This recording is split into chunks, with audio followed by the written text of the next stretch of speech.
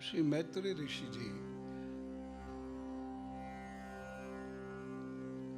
नारायण स्वरूप की बात कर रहे हैं। भगवान रुद्र भी वहीं उपस्थित है। भगवान के चित्त और चितवन की बात करते सुनते अनेकों लोग वहां पर उपस्थित हो जाते हैं और बड़े रुचिकर ढंग से वह उनकी बातचीत करते हैं।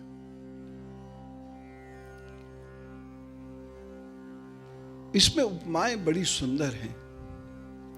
उन उपमाओं को समझने का प्रयत्न करें।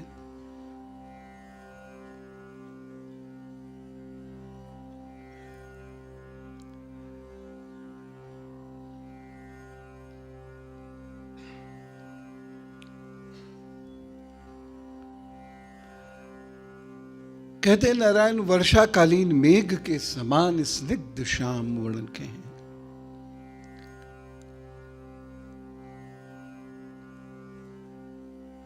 कुछ पाश्चात्य प्रभाव में भारत में अभी श्याम वर्ण स्वीकार्य नहीं हो रहा है।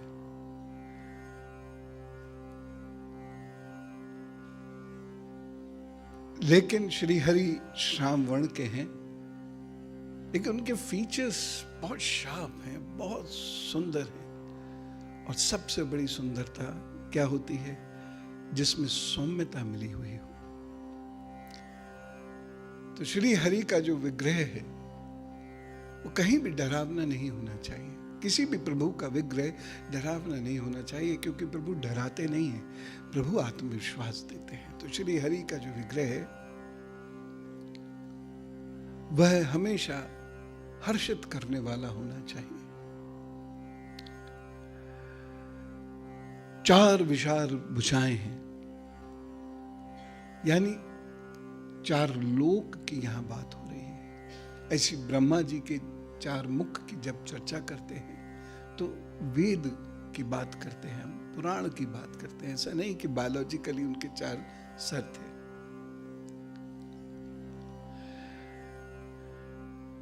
उनका जो मुखारविंद है बड़ा मनोहारी है।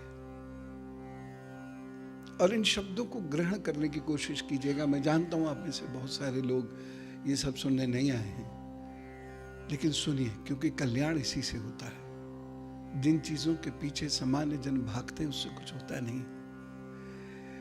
तो कहीं कहीं वो ठीक है, अपना चलता है थोड़ा बहुत, लेकिन कल्याण श्रवण से, मनन से, चिंतन से, प्रभु की छवि के वर्णन से ही होता है।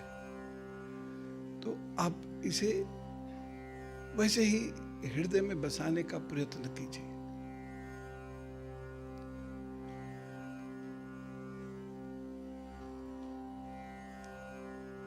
कमल दल के समान नेत्र। कमल दल देखा है कभी आप लोगों ने? वो नेत्र अलग से होते हैं। उसमें एक जैसे हंसती हुई आंखें, थोड़ी बड़ी हुई आंखें, थोड़ी उभरी हुई आंखें, और ऐसी आंखें कि अगर वह आंख भरकर किसी को देख ले व्यक्ति मोहित हो जाए। मुझे अचानक याद आया, हमारे गुरु महाराज स्वामी विवेकानंद जी को कमलाक्ष कहते थे, कभी कभी बहुत प्यार से, कभी कभी वो प्यार आता था उनमें। और स्वामी जी एकदम चिढ़ जाते, ये मत कहा कीजिए।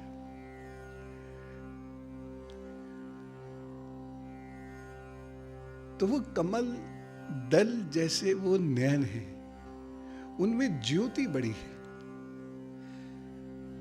अगर किसी के नेत्र में ज्योति नहीं है तो व्यक्ति की बुद्धि और शरीर दोनों कमजोर है। तो वो ज्योति होना आंख में बहुत आवश्यक है। और ये आपके टॉर्च जलाने से नहीं आएगी। ये जब आप निश्चिंत होकर एक सुंदर सुघड़ जीवन जिएंगे, जब सुंदर व्यवहार के साथ जिएंगे, मुस्कुराएंगे, जब आप अपने प्रभु के सामने बैठेंगे, हृदय से आवाज आएगी, अपने गुरु के सामने बैठेंगे और हृदय और आंखों से भर के उन्हें देखेंगे, तब धीरे धीरे धीरे धीरे ये तीनों चीजें मिलकर वह आपकी आंखों में एक विशेष खिंचाव, एक विशेष प्यार भरना शुरू करेंगे।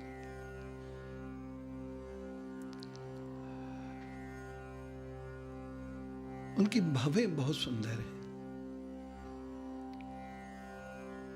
और विशालकाय चेहरा है। मतलब ऐसा मत समझिएगा जैसे टीवी पे दिखाया जाता है। कभी कभी होता है ना, पिचकू सा एक आदमी कृष्ण जी बना के खड़ा कर दिया। श्री कृष्ण ऐसे नहीं है। हमारा रक्षक जो है वो ऐसा कैसे हो सकता है? विशालकाय शरीर और उस पर सुघड़ भवें, सुंदर सी भवें हैं और उनके जो दांत हैं, दंत पंक्ति, वो बड़ी चमकीली है और एक सी है।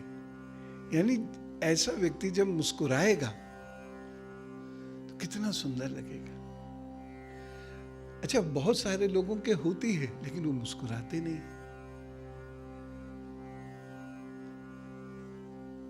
अपनी उधेड़ बुन में चलते हैं ना, तो अपनी उधेड़ बुन में चलेंगे तो मुस्कुराएंगे कहां से? जिसमें अहंकार होगा वो मुस्कुराने पर एहसान करेगा, लेकिन कहीं कहीं काम मुस्कुराने से बन जाता है और ये भीतर से आती है।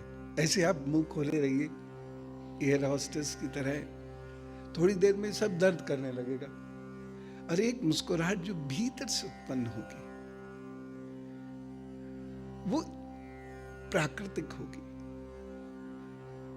और वो आपको आपके आत्मविश्वास को बताएगी और वह लोगों को आपके समीप लाएगी। अब लोग समीप आ जाएं, लेकिन आपको किसके समीप जाना है ये आप निर्णय लीजिएगा। कहीं जो भी समीप आ जाए आप भी उसके समीप चल दें तो गड़बड़ हो जाएगी। नासिका बहुत महत्वपूर्ण है। नासाग्र क्रिया भी नासिका से होती है, ध्यान की क्रिया है। तो ये जो नासिका है ये जितनी अच्छी होगी, उठी होगी और आगे से चौड़ी होगी और पीछे से एक लाइन की तरह से ऐसे यूं आकर आएगी, तो वैसी सुंदर उनकी नासिका है।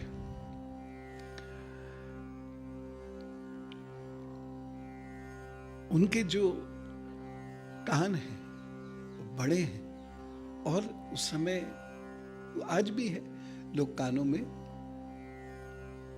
कुंडल पहनते हैं, तो वह कुंडल युक्त उनके कान है।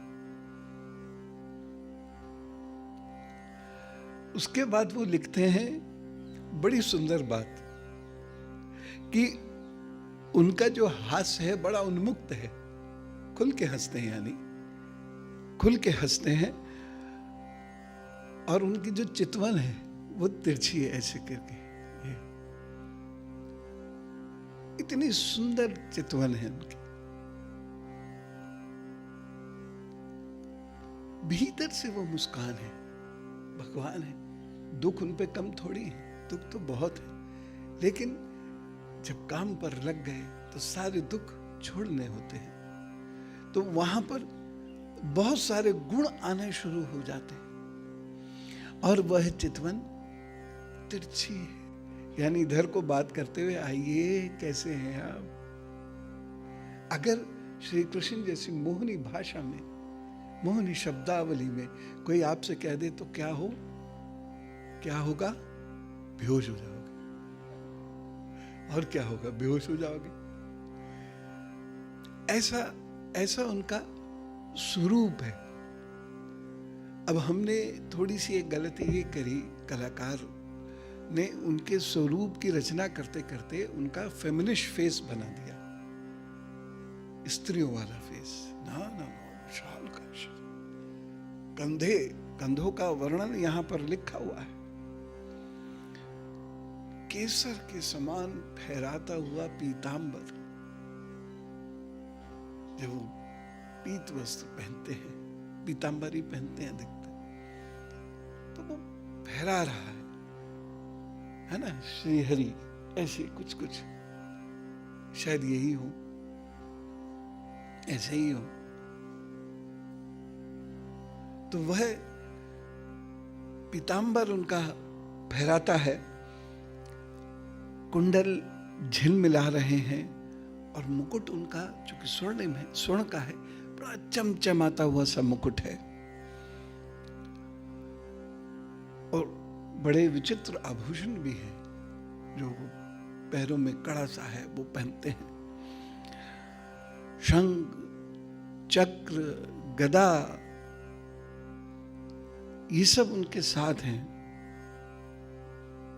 वनमाला, और उनके पास एक कौस्तुभ मणि है, जिसकी वजह से उनका जो प्रकाश है वो और सुंदर चारों तरफ फैल रहा है। मनोहारी मूरत है, इसमें कोई डूब जाए अगर। आप वर्णन सुन के यदि इसको अपने मन में भी रख लेंगे और अब अपने प्रभु के पास जाके बैठेंगे, तो आप उसमें डूब जाएंगे। उस हास्य में, उस मुस्कुराहट में आप डूब जाएंगे, जैसे एक बच्चे की मुस्कुराहट होती है। आप बहुत तनाव में हैं, लेकिन अपने बच्चे की मुस्कुराहट से आपका वो तनाव खत्म हो जाता है। और उसके बाद जब वो रोता है बड़ी जोर से वाह करके, तो तनाव और आ जाता है, पड़ोसियों को भी तनाव आ जाता है। खैर, अब कहते कंधों के बारे में, स्थूल कंधे, ऐसे आगे की ओर थोड़ा सा ढल के इधर से, लेकिन कैसे हैं? शेर के समान, सिंह के समान उनके कंधे हैं। ऐसा सुंदर वर्णन हो रहा है। उनके जो कंधे हैं वो सिंह के समान है, और पेट उनका उनके सीने से इस प्रकार से जुड़ा हुआ है, मतलब 6 पैक 8 पैक होगा, कि जब वो श्वास लेते हैं तो पेट अंदर बाहर हल्का सा होता है। इतना बारीक वर्णन किया हुआ है, पेट अंदर बाहर होता है। हाँ, और यहां कहते हैं कि वक्षस्थल उनका विशेष है, श्रीवत्स चिन्ह है उसमें, और लक्ष्मी जी का वास है। आजकल एक बड़ी अजीब सी बात मैं सुन रहा हूं जगह जगह पर, स्त्रियां पतियों के पैर दबाएं तो धन बरस पड़ेगा, टपक पड़ेगा कहीं से, मानो पति के पैर में कोई रिमोट लगा हुआ है। पूछना चाहिए कि क्या आया? रात भर पैर दबाया, क्या धन आया? ऐसा कुछ नहीं होता। और लक्ष्मी जी से जिसको धन चाहिए, उसे तो लक्ष्मी जी के पांव दबाने चाहिए। और अगर हर स्त्री लक्ष्मी स्वरूप है, तो नारायण स्वरूप पति को क्या प्रॉब्लम है कि वो पत्नी के पांव दबा दे, धन आ जाएगा।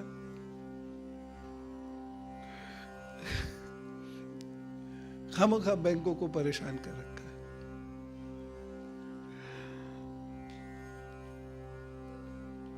ठीक, आपका पेट हिला।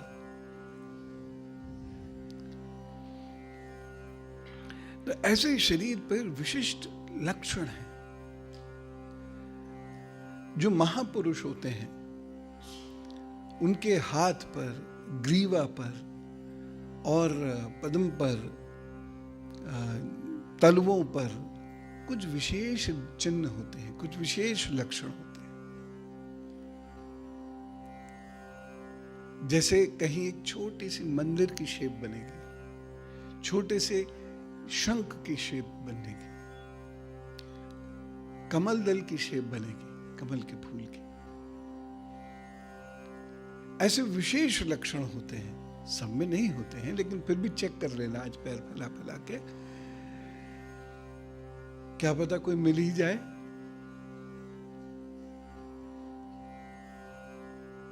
तो ऐसा उनका जो शरीर है और जो चितवन है, वो ऐसा विराट भी है, ऐसा शांत भी है, ऐसा मधुर भी है, ऐसा सुंदर भी है कि मनुष्य उनके सामने खड़ा होगा, खड़े होते ही उसके भीतर एक जागृति आएगी। और लिखा है आगे उसका वर्णन लेता मैं, लेकिन अभी भी कह दूं कि आधा क्षण भी यदि कोई व्यक्ति श्री हरि का दर्शन कर ले, और ये संभव है, ये मैं बता रहा हूं, नहीं होते मनुष्य की गलती, मनुष्य का वो प्रेम ही नहीं, ये मनुष्य की गलती है, मनुष्य का वैसा साधना ही नहीं है, मनुष्य का वैसा व्यवहार ही नहीं है, वैसी दिनचर्या ही नहीं है। लेकिन श्री हरि का दर्शन आधे क्षण के लिए भी कोई कर ले तो कहते हैं ऋषि कि स्वर्ग और मोक्ष भी उसके सामने बेकार हो जाते हैं, फिर कोई आवश्यकता नहीं, न स्वर्ग की न मोक्ष की। इसलिए शायद सूरदास जी कहते हैं मुझे आंखें नहीं चाहिए अब, क्योंकि इन आंखों ने बंद होने से पहले श्री हरि का दर्शन कर लिया था, अब क्या करूंगा, अब उसके अलावा मैं क्या देखूंगा। और जिस दिन आप में से किसी के साथ ऐसा हुआ, आपके इष्ट, आपके गुरु, आपके भगवान आपको स्वप्निल दर्शन दे गए, उसके बाद आप टेंशन में आ जाते हो, जबकि वो समय है कई दिनों तक दिवाली मनाने का, कई दिनों तक होली मनाने का, लेकिन टेंशन में आ जाते हैं, पता नहीं क्या कह रहे थे, अरे कोई उपाय बता रहे होंगे, बताओ मैं भूल गया।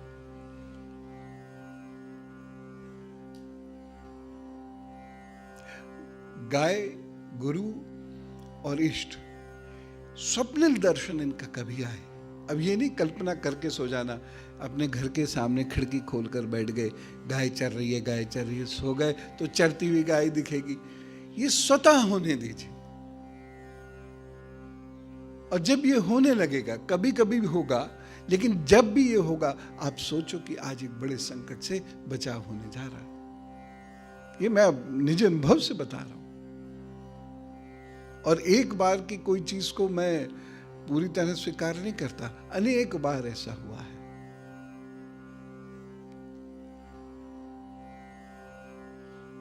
क्योंकि इष्ट और गुरु कभी साथ नहीं छोड़ते, वो नाना प्रकार की पीड़ाएं देते हैं, क्योंकि अग्नि में तप के ही सोना आभूषण बनता है। तो नाना प्रकार की पीड़ाएं मिलेगी, जो उनके पथ पर चलेगा उसको उसके लिए तैयार भी रहना पड़ेगा, या तो चले ही ना, क्योंकि ये फूलों का पथ नहीं है, ये कांटों का पथ है। और जो इस पर चलेगा वो कुछ ना कुछ शुरू में प्रभु द्वारा भटकाया जाए, हटो हटो, यहां से हटो, यहां मत आओ, मेरे पास मत आओ, भीड़ बहुत है, मत आओ। लेकिन अगर वो चलता रहा तो प्रभु दर्शन होते हैं, या मैं आपको बता रहा हूं।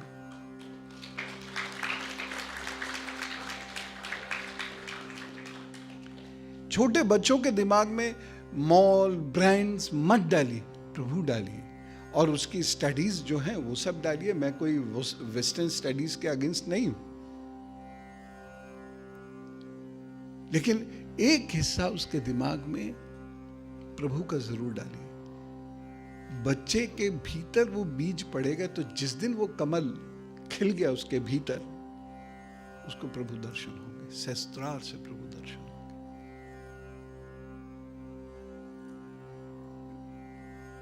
लेकिन हम लोग नहीं करते। हम लोग लंबी लंबी नूडल्स में उसके दिमाग को बांध देते हैं। हर वो चीज जो खतरनाक है लेकिन सुंदरता से बेची जाती है, हम उसे खरीदते हैं और बच्चों को खिला देते हैं। बेचने वाला बढ़िया होना चाहिए, प्रोडक्ट बढ़िया हो या ना हो। क्या कहा गया ये इंपॉर्टेंट नहीं है हम लोगों के लिए, किसने कहा ये इंपॉर्टेंट है। ऐसे समाज को अभी बहुत जागृति की आवश्यकता है, बहुत जागृति की आवश्यकता है। हम तीसरे नंबर की अर्थव्यवस्था बन जाएंगे, लेकिन तीसरे नंबर के या दूसरे या पहले नंबर के गुणवान पुरुष बनने की आवश्यकता है।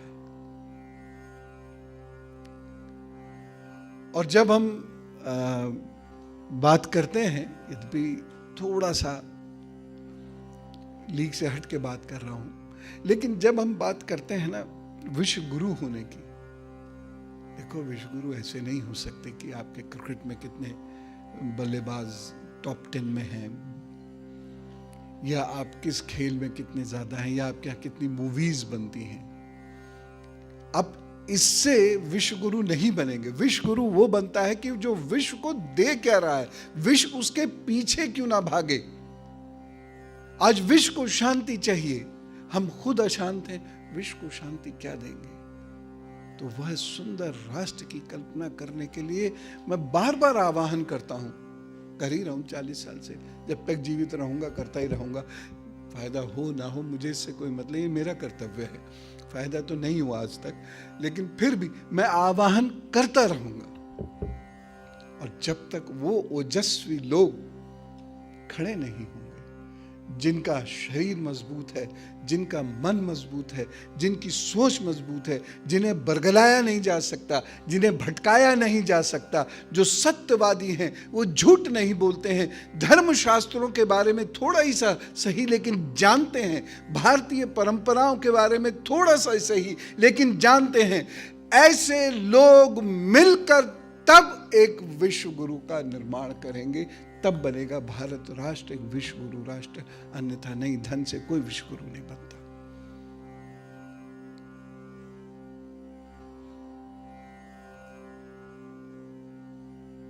और इसीलिए हम विश्व गुरु थे, क्योंकि पेरेंट्स की पेरेंटिंग बहुत अच्छी थी। आचार्य आचरण से पढ़ाता था।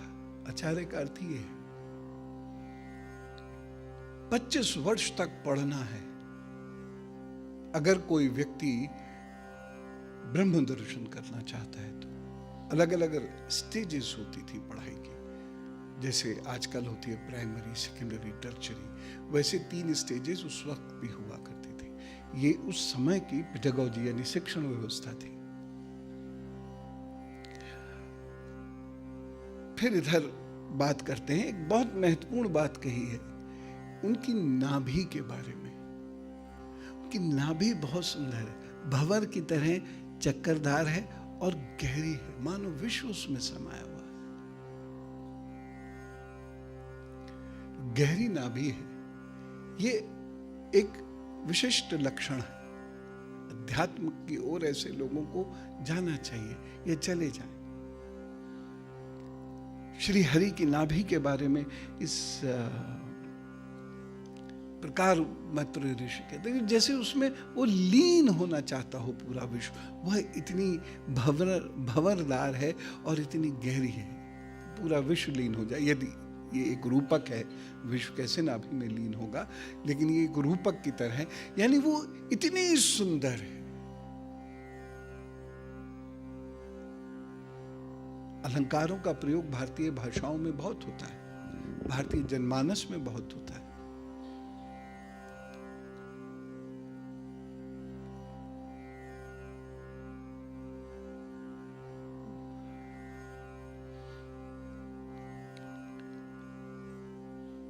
अगली बात वो कहते हैं कि उनकी इस छवि का जो दर्शन करना चाहता भर भी है, दर्शन कब होंगे देखिए, ये तो भगवान ही जाने, मैं नहीं कह सकता, मेरे अधिकार क्षेत्र से बाहर। मैं सामान्य नियम जानता हूं जो मैंने आपको बताया। लेकिन यदि उनकी छवि मस्तिष्क में बैठ गई है, हृदय स्थान पर बैठ गई है, और वो छवि बार बार निकल के, क्योंकि ईश्वर भीतर है, बाहर उसका स्वरूप है मात्र, वीर है उसका, विग्रह है उसका, लेकिन ईश्वर भीतर है। जब वो छवि भीतर से टक्कर मारती है, निकलती है, तो मनुष्य को तुरीय अवस्था प्राप्त होती है, ईश्वरीय दर्शन उसको होते हैं। और उसके बाद अभी दर्शन नहीं भी हो रहे हैं, मान लीजिए तुरीय अवस्था प्राप्त नहीं भी हो रही है,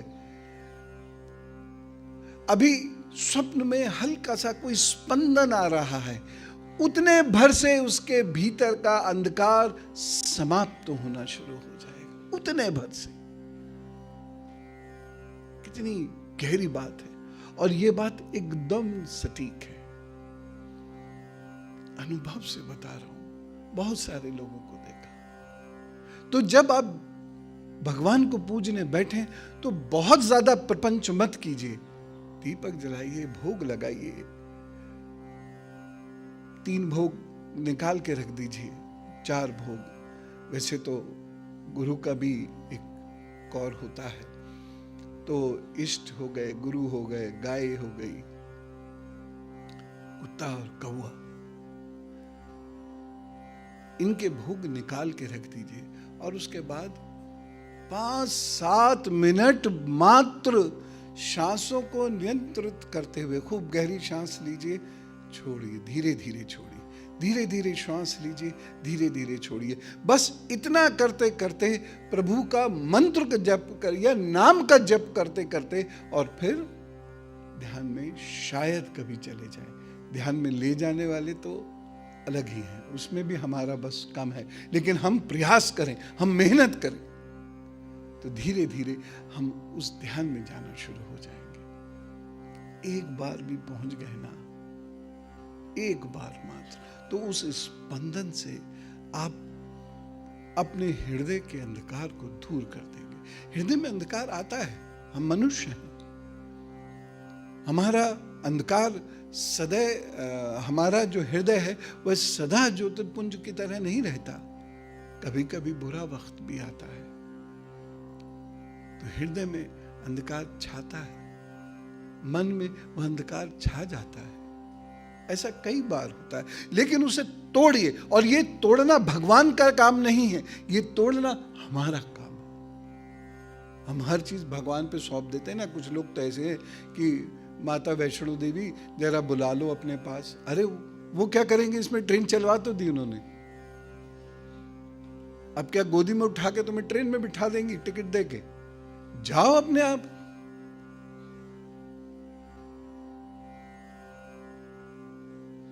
तो हम हर चीज भगवान पे छोड़ देते हैं, भगवान पर फल छोड़ा जाता है, कर्म नहीं। गीता में श्री कृष्ण 3 अध्याय में स्पष्ट कह रहे हैं, 6 में स्पष्ट कह रहे हैं कि कर्म करना ही तेरा अधिकार है, फल पर तेरा अधिकार है ही नहीं, तो कर्म कर। तो आप यदि गलत संगत में हैं तो आप कर्म से उससे बाहर आ जाइए, उसमें बहानों की क्या जरूरत है। बहाने बना रहे हैं, इसका मतलब आपके अंदर दम नहीं है, या आप जानबूझकर वहां गए, आप अपने मार्ग से भटक चुके हैं। और ये भी मैं अनुभव से कह रहा हूं, एक सौभाग्य से शिक्षक भी हूं, तो शिक्षक के अनुभव से भी कह रहा हूं। और जितने संत वृंद मैंने देखे, लोग देखे मैंने अपने इतने लंबे आध्यात्मिक आयु में, तो उस सब के आधार पे कह रहा हूं, मनुष्य स्वयं अपना शत्रु है, स्वयं अपना मित्र है। और इसलिए उद्धरेत आत्मना आत्मानम, अपनी आत्मा का उद्धार मनुष्य स्वयं करेगा, भगवान केवल फल देंगे उसको। तो आप मान लीजिए बहक भी गए हैं, तो मार्ग पर लौटिए। सबको पता होता है सही मार्ग क्या है, बहकता भी वो जानबूझकर बहकता है मनुष्य। उसे पता है कि वह ये गलत कर रहा है, उसे पता होता है कि ये उसकी प्रकृति नहीं है, ये उसका लक्ष्य नहीं है, ये सही नहीं है, फिर भी वो गलत कार्य जानबूझकर करेगा। उसके बाद कहेगा भगवान तूने मुझे कहां फंसा दिया। तुम फंसे खुद, तुम्हें भगवान ने चक्षु दिए थे, जाल देख लेते, बच के निकल जाते। लाखों करोड़ों लोग हैं इस दुनिया में जो बच के निकल गए, और उन लोगों ने बहुत बड़े बड़े काम किए। जहां आप उलझेंगे वहां फंसेंगे। लंबी रेस के घोड़े, तो झाड़ियां तो हम बच के निकल जाए। झाड़ियां तो होंगी ही होंगी, ये पृथ्वी है, झाड़ियां यहां होंगी होंगी, हमें बच के निकलना है। और कर्म का यही सिद्धांत है।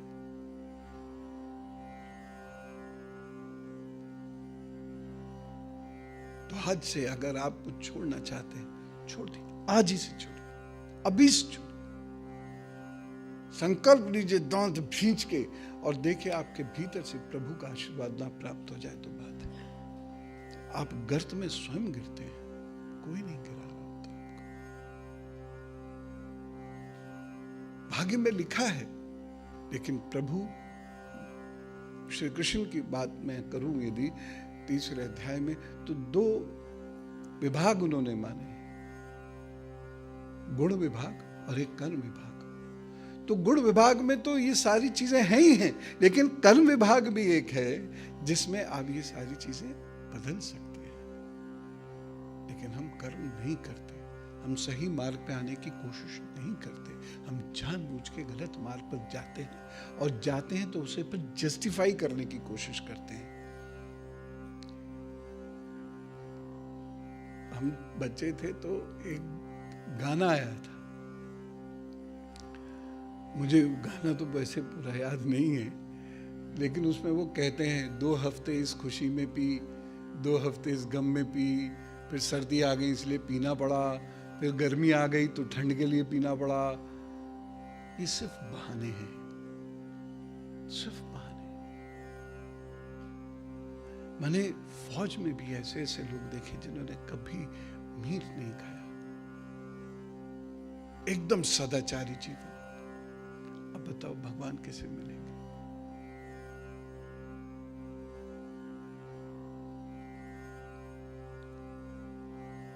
ये बहुत छोटी सी चीज है, ये कोई मैं बहुत बड़ी बात नहीं कह रहा हूं। हमें सिर्फ भीतर झांकना है, जहां हमारा कर्म है, जहां हमारी बुद्धि है, और जहां हमारा ईश्वर है। ईशावास्य उपनिषद का प्रथम अध्याय। ईश्वर तो भीतर है, और इसलिए कोई मनुष्य न छोटा है न बड़ा है, वह अपने गुणों से छोटा या बड़ा बनता है, अपने कर्म से, अपने व्यवहार से छोटा या बड़ा बनता है। कोई मनुष्य छोटा नहीं है, क्योंकि सबके भीतर एक ही ईश्वर है। इसी बात को और आगे बढ़ाते हुए हम कहते हैं,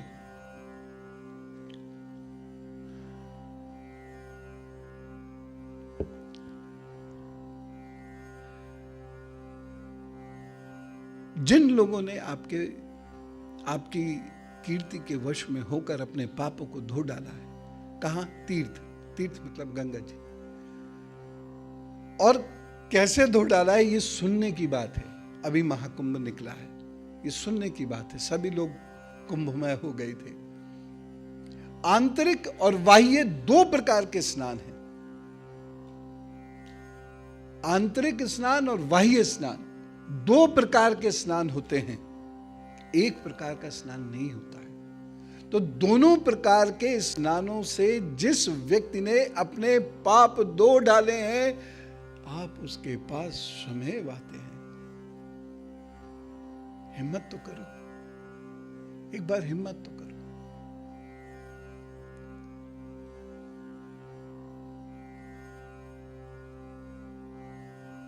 मान लीजिए आपने किसी का धन ले लिया है, लौटाना नहीं चाहते, फिर हिम्मत तो करो लौटाने की। मान लीजिए नहीं है, कोई बात नहीं, उससे फोन उठा के कह दो मुझे याद है, उसी से उसका खून बढ़ता रहेगा। नहीं तो आप वैसे ही सुस्त थे, एक उदासीन व्यक्ति और पैदा कर दिया जिसका ले बैठे। तो उसको विश्वास दिलाते रहिए, और जब जितना हो उसे वापस करिए। आप अपने पाप धो रहे हैं। किसी का हक मत मारो। जो आपको प्यार करते हैं लोग, उन्हें समझने की कोशिश करो और उनसे अपना प्यार बांटो।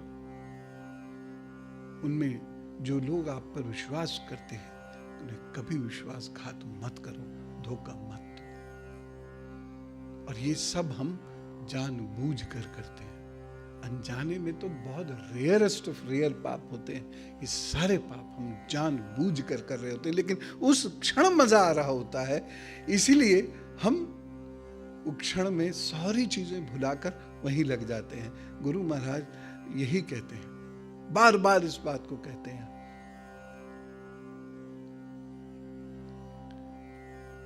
जो श्री महाशय जी ने उनके ऊपर 2 पुस्तक लिखी हैं।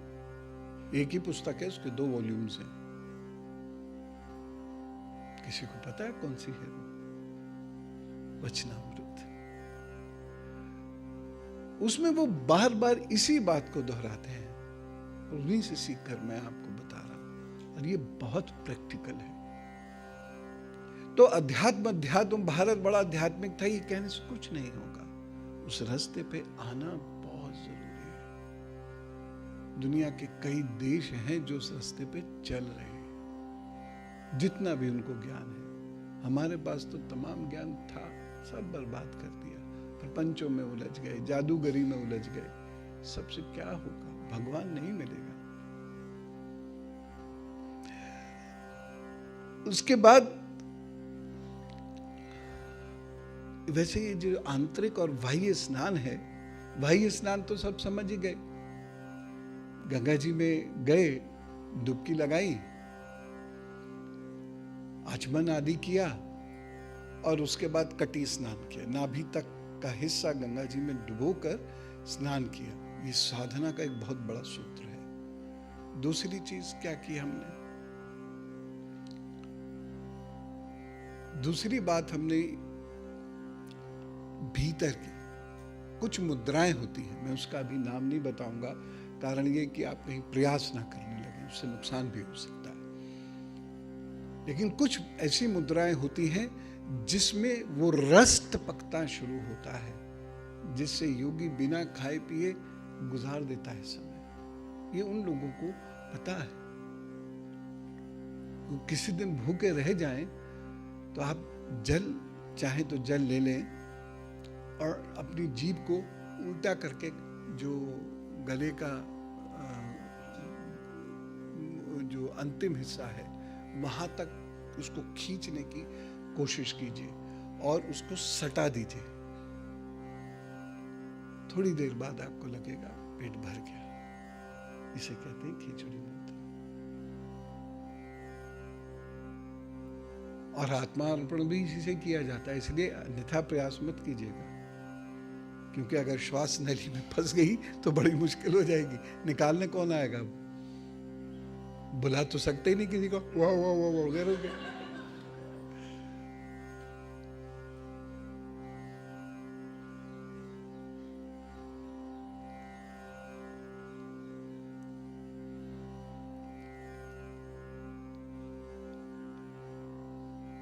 फिर 84 लाख योनियों की बात करते हैं।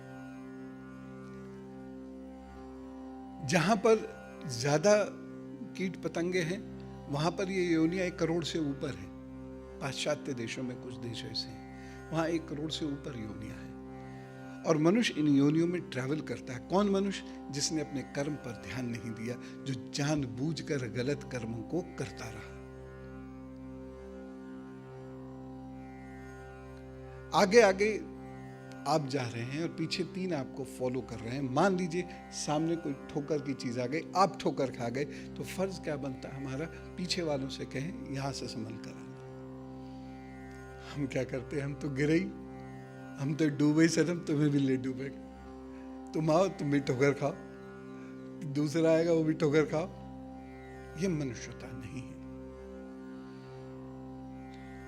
इस बात की चर्चा करना, श्री हरि के सुंदर स्वरूप के साथ इस बात की चर्चा करना, यानी कहीं ना कहीं हम व्यवहार पर भी जा रहे हैं। तो जितना सुंदर शरीर हो उतना सुंदर व्यवहार भी हो। यहां फोन स्ट्रिक्टली नॉट अलाउड है। वैसे भी ये सिंपल मैनर्स हैं कि जब आप किसी सभा में, मीटिंग में जाएं तो अपने फोन को स्विच ऑफ मोड पे कर दें या वाइब्रेशंस पे कर दें। एक जनरल मैनरिज्म है। अब विष्णु पुराण ने योनियों का वर्णन किस प्रकार किया है, आज मुझे ये बताने की बड़ी इच्छा है।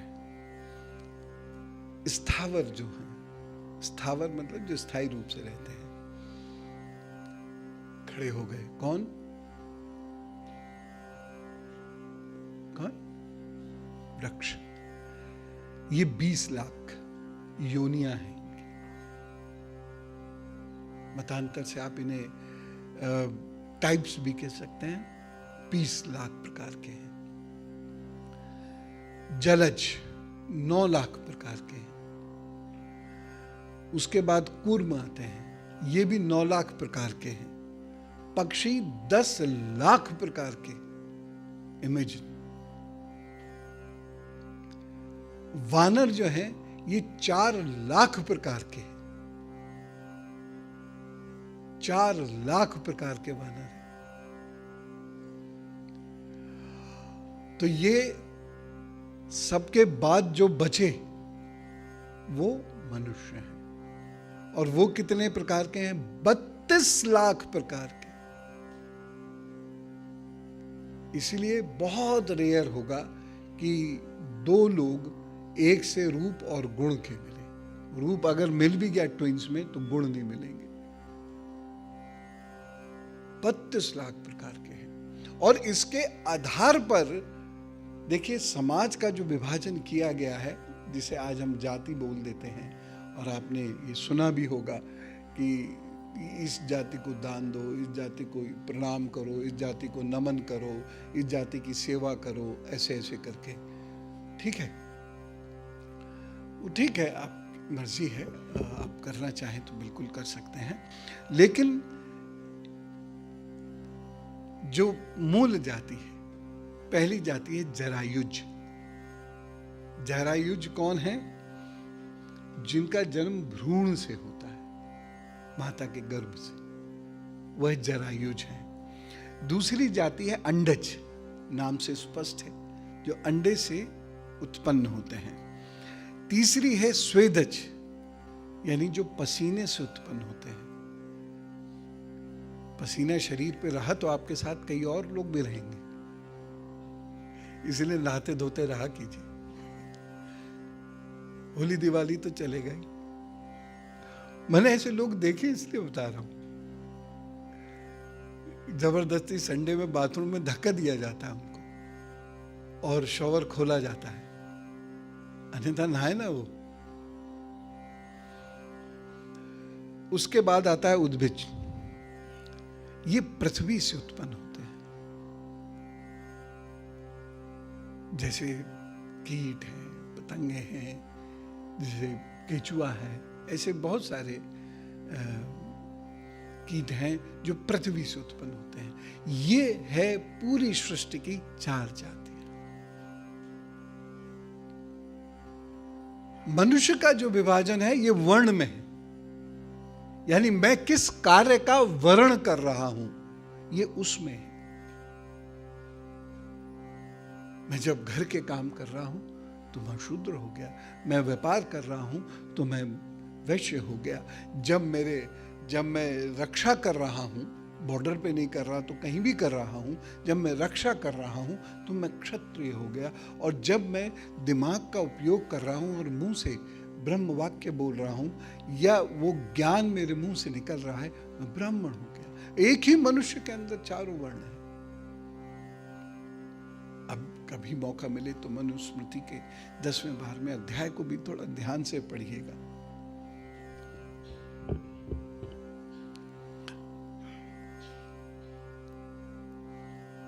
इस प्रकार से भेद है मनुष्य के। और आपने देखा कि कितनी गहराई से चर्चा है। इसी श्रीमद् भागवत से हमने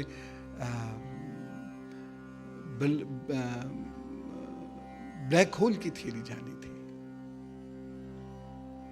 इसी से हमने ब्लैक होल की थ्योरी जानी थी। इसी से हमने काल पुरुष को समझने का प्रयत्न किया था। इसमें लिखित है, बस उसको हमने डिसाइफर किया, समझने का प्रयत्न किया।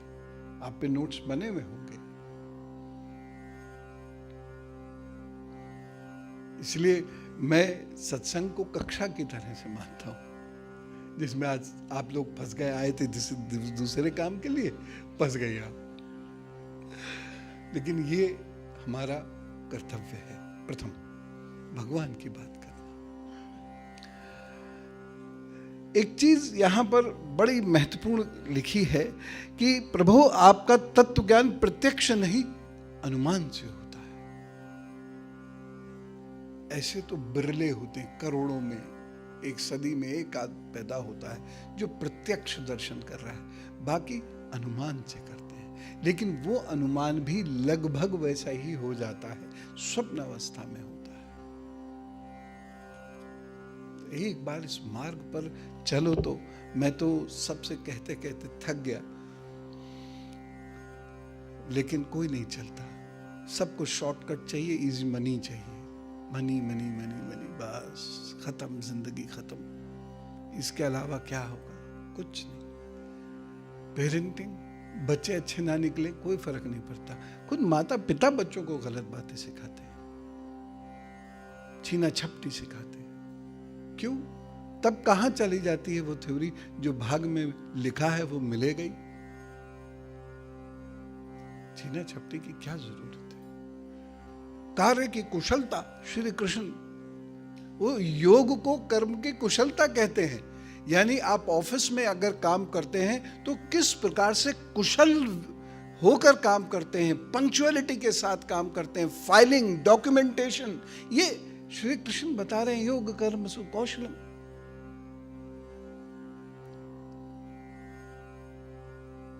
जो नहीं करते वो रोते हैं, फिर पेंडिंग काम हो जाते हैं। फिर कुछ लोग जानबूझ के काम नहीं करते हैं क्योंकि अर्निंग नहीं होगी। काम रोकने का भी तो एक कारण होता है। दुनिया में कुछ भी हेतु विहीन नहीं होता, हर चीज का एक रीजन होता है, हर चीज का एक लॉजिक होता है।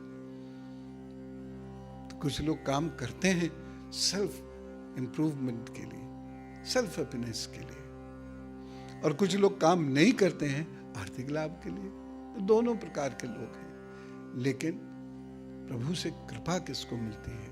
और एक चीज बताऊं मैं, सबसे बड़ी कृपा प्रभु की है संतान। दूसरी बड़ी कृपा प्रभु की है विशुद्ध ज्ञान। ये दोनों चीजें बहुत मुश्किल से मिलती हैं, बहुत मुश्किल से। लेकिन समाज से धीरे धीरे कैसे बच्चों का लालन पालन किया जाए, शास्त्रोक्त विधियां उसमें लिखी, विधियां लिखी हुई हैं, वो हम भूल जाते हैं। क्रोध क्या है श्री कृष्ण गीता में डिफाइन कर रहे हैं। अपेक्षाओं का पूरा ना होने पर क्रोध आता है, वही क्रोध है। कितना इस सरलता से उन्होंने डिफाइन कर दिया। आज बड़ी बड़ी हम लोग डेफिनेशंस पढ़ते हैं, कंफ्यूज होते हैं, वेबस्टर डिक्शनरी और तमाम डिक्शनरीज को लेते हैं। लेकिन होता क्या है, जब जो हम चाहते हैं वो हमको नहीं मिलता तो गुस्सा आता है, सीधी सी बात है, फ्रस्ट्रेशन होती है, और उसमें हम चीख पुकार भी मचाते हैं।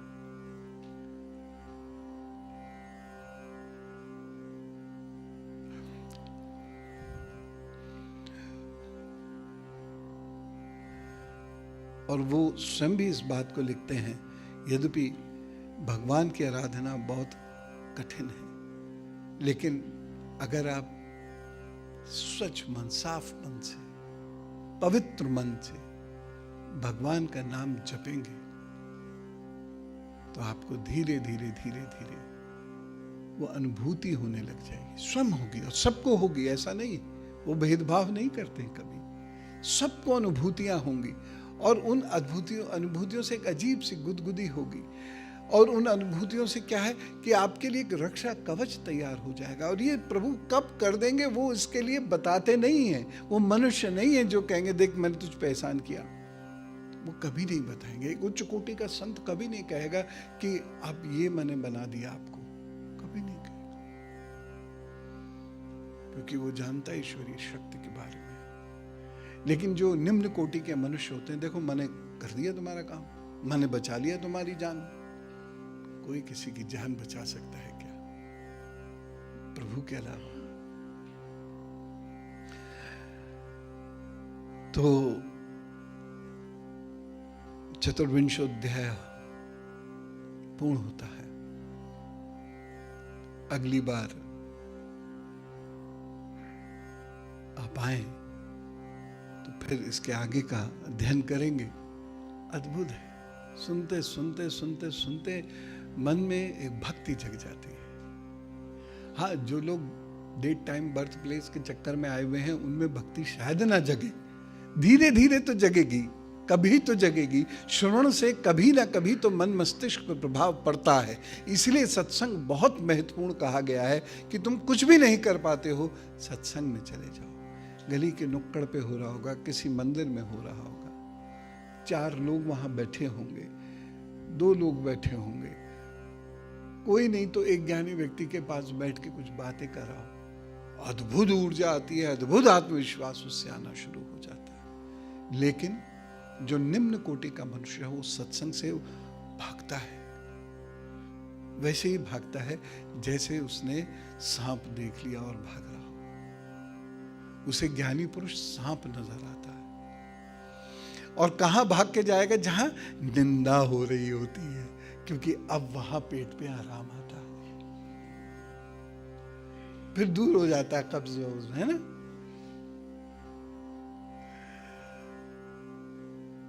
तो बहुत बड़ी जिम्मेदारी है हम लोगों पर कि हमारे भगवानों का जो ये प्रसाद है भारत राष्ट्र, इसको आगे बढ़ाएं। और इसको आगे आप बढ़ा सकते हैं, ठीक है, रक्षा भी बहुत ज़रूरी है, पहले रक्षा भी करनी चाहिए, और लेकिन उसके बाद जब ज्ञानार्जन होगा तो ज्ञान के माध्यम से आप उसे आगे बढ़ाएंगे। आगे आपकी इच्छा। मेरी बात पूर्ण हुई। बजाओ ताली।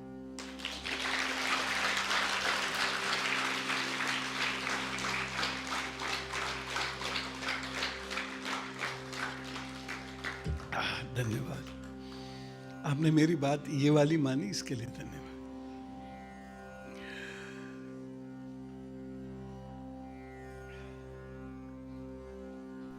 भाई इतना ध्यान रखना कि हम 6 बजने में 2 मिनट पर आरती के लिए पहुंच जाएं। तो जिन लोगों से वार्तालाप नहीं भी हो पाए तो भी कोई बात नहीं, और जो लोग पहले आ गए थे पहले उनसे वार्तालाप कर लेंगे। और कभी कभी बिना उसके भी आ जाया करो जो आज आपके मन में है, तो आपको मुझसे ज्यादा प्यार मिलेगा। गुरुजी जी राम राम। गुरुजी जी, मेरा नाम नीतू रानी है, डेट ऑफ बर्थ 29। उसका क्या करना? नहीं, वो गुरुजी बहुत ज़्यादा परेशान चल रही हूँ। हाँ, बस ये बता दो। अभी हाल ही में मैंने सुसाइड करने की भी कोशिश की थी, अभी ठीक वहाँ भी फेल हो गए। बहुत ही ज़्यादा परेशान हूँ गुरुजी।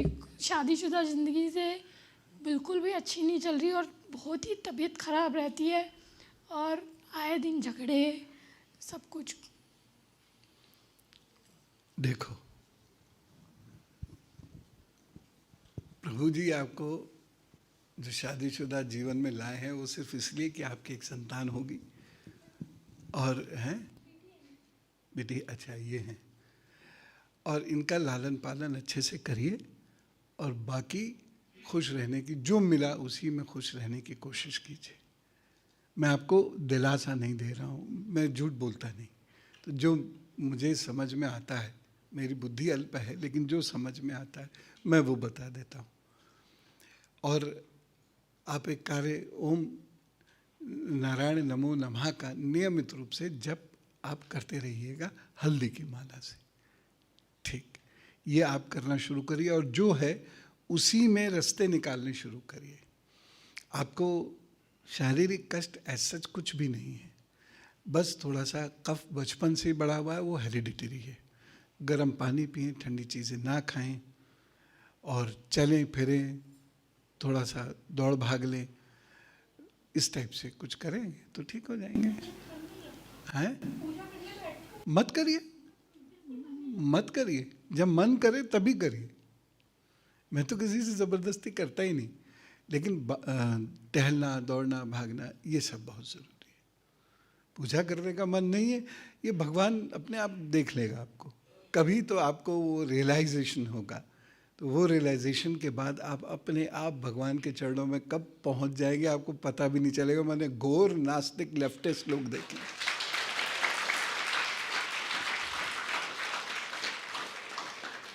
मैं घूमा फिरा बहुत हूँ, मैं लोगों से खूब बात करता था, तो मुझे हर प्रकार के लोगों का, हर आइडियोलॉजी का ठीक ठाक अनुभव है। तो मैंने बहुत सारे ऐसे आइडियोलॉग्स देखे हैं जो भय भक्ति भगवान से बिल्कुल दूर हैं, ऐसा वो अपने आप को कहते हैं। घोर लेफ्टिस्ट हैं हम, लेकिन सबको भगवान अपने आप खींच लेते हैं। तो जब तक नहीं खींच रहे हैं भगवान, कोई बात नहीं, आप अपना जैसे चलें उसे चलते रहे।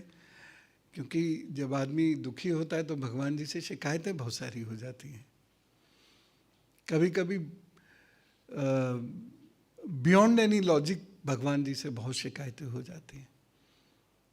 तो वो शिकायतें दूर करिए। 10 साल का समय बहुत होता है, भगवान से दूर हो गए आप, तो थोड़ा सा आप धीरे धीरे जब मन करे तब एक काम कर दिया कीजिए, एक दीपक जला दिया कीजिए, ठीक है ना, उससे घर की शुद्धि होती है।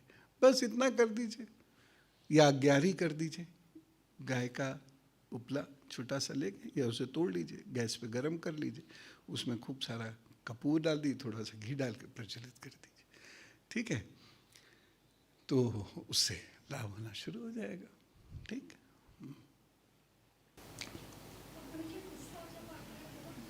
तो यही, इसी गुस्से को आपके कंट्रोल आपके पतिदेव करते हैं, और उससे उनको गुस्सा आता है, उसको आप कंट्रोल करते हैं, तो आपस में जो है बिल्कुल यूक्रेन और रूस हो जाते हैं। आप हंसते रहिए, जैसे यहाँ हंस रहे हो बेटे वैसे वहाँ हंसते रहो, और ध्यान रखो आपके गोद में भगवान ने एक हीरा दिया है, ये बिगड़ ना जाए, इसकी चमक धूमिल ना हो जाए। ठीक है। राम राम गुरुजी। गुरुजी मेरी शादी को ना 4 साल हो गए हैं, तो अब हमने प्लान किया है कि प्रयोगशाला गर्भाधान की औपचारिकता हमने पूरी कर ली है, और नेक्स्ट मंथ हम आशा कर रहे हैं कि ये सही समय रहेगा। तो मेरा क्वेश्चन आपसे ये था कि क्या एक्शंस में मुझे अभी इस टाइम पीरियड में ध्यान देना चाहिए जिससे मैं एक एक्टिव माइंड और एक प्योर सोल को अट्रैक्ट करने का प्रयास कर सकूं। और दूसरा क्वेश्चन मेरा ये था कि एक गर्भवती महिला में शिशु की तरफ जो आत्मा का अट्रैक्शन होता है वो कौन से मंथ में होता है? देखिए, एक तो फिटनेस की तरफ हमेशा ध्यान रखिए। दूसरी चीज़, बालों में जब कलर लगाएंगे आप, बाल वाइट होने शुरू हो गए, कलर लगाते हैं, हाँ वैसे ही कलर जो लगाएं उसमें क्या हो गया, वो अच्छी बात है।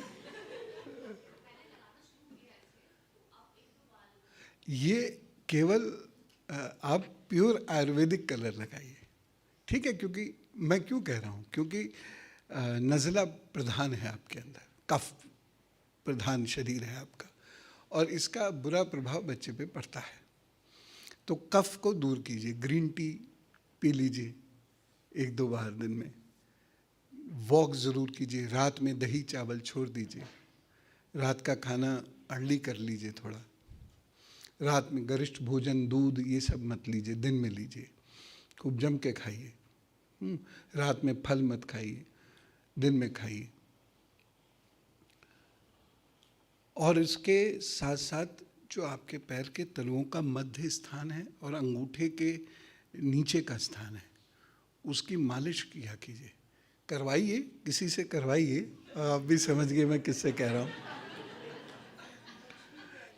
तो वो तलवे की मालिश करवाइए। और बाकी अच्छा है। और तेज ओज ये है। आपने अपने दादाजी को देखा है, बस वैसे ही व्यक्तित्व होगा आपके आने वाली संतान का।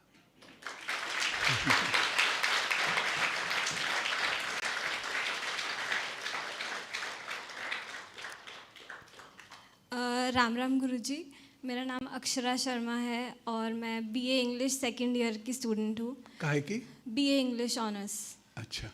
और मैं आपसे दो क्वेश्चन पूछना चाहती हूँ कि एक तो जो कैरियर में परस्यू कर रही हूँ, मैं पीएचडी तक करके प्रोफेसर बनना चाहती हूँ। अरे वाह, तो बड़े कम मिलते हैं ऐसे। तो मैं आगे फाइनेंशियली स्टेबल रह पाऊँगी या नहीं? प्रोफेसर बन गए तो हो जाओगे स्टेबल। खूब तनख्वाहें आज तो। अब 8th पे कमीशन भी आने वाला है अगले साल। और मतलब मैं अपनी सिबलिंग्स को और अपनी मॉम को सपोर्ट करना चाहती हूँ इन फ्यूचर फाइनेंशियली।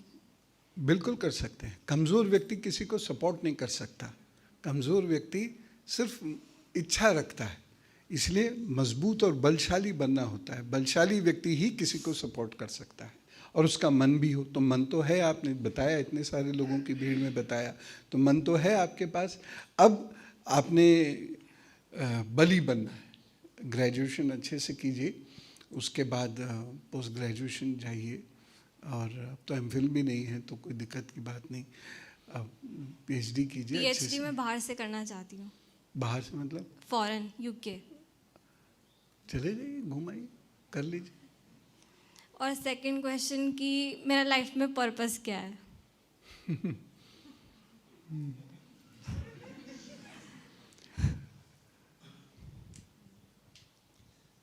आपको पशुओं की सेवा करनी है जीवन में, ठीक है? इस जन्म में किसी पशु ने काटा है आपको? ये कभी कभी कुछ चीजें पूर्व जन्म से चलती हैं, इसलिए वो आपको डर लगता है। रात में आपके कान में मोबाइल का भी कुत्ता भौंक पड़े ना अगर, तो आप डर के मारे कहाँ भागोगे पता नहीं चलेगा। तो आप पशुओं की सेवा कीजिए, ठीक? धीरे धीरे डर निकल जाएगा। और इसी को अपने जीवन का लक्ष्य बताइए। बाकी तो प्रोफेसर के पास तो बहुत सारी चीज़ें होती हैं करने के लिए। बच्चों को पढ़ाइए, ठीक है? Wish you all the best. Ram Ram गुरुजी। हाँ मैं इधर। जी। गुरुजी, मेरी लाइफ में अभी थोड़ी डिस्टर्बेंस चल रही है ज़्यादा। 22 से 2022 से चल रही है ना? अरे क्या हो गया? शांत रहो बेटा, शांत रहो।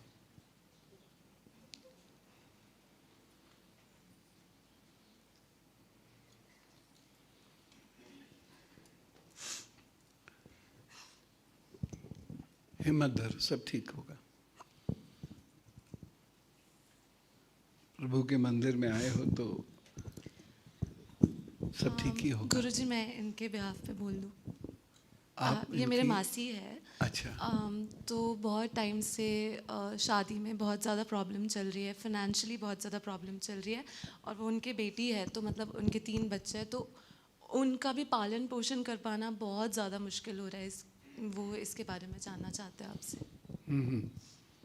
तो देखो, आप बहुत परेशान नहीं हो। सबसे पहले अपनी फाइनेंशियल कंडीशंस को इम्प्रूव करने की कोशिश कीजिए, ठीक है?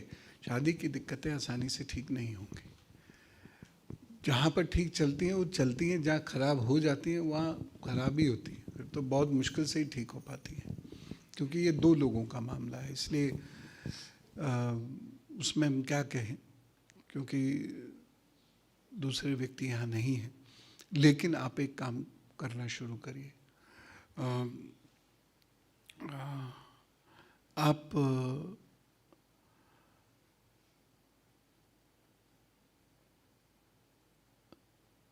ऐं ह्रीं क्लीं नमश्चंडिकाय का जप करिए सुबह या रात, लेकिन जप करिए कम से कम एक साथ बैठे तो 5 मालाएं करें, ठीक है। मानसिक जप करना है, दीपक जलाना है और जप में बैठ जाना है प्रणाम करके, और उसके बाद प्रणाम करके अपना आसन छोड़ना, एक अपना आसन ज़रूर रख लीजिएगा, ठीक है।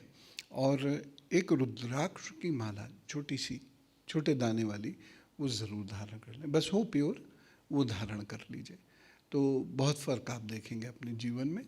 और धन के योग भी कहीं ना कहीं से खुलेंगे, बढ़ेंगे।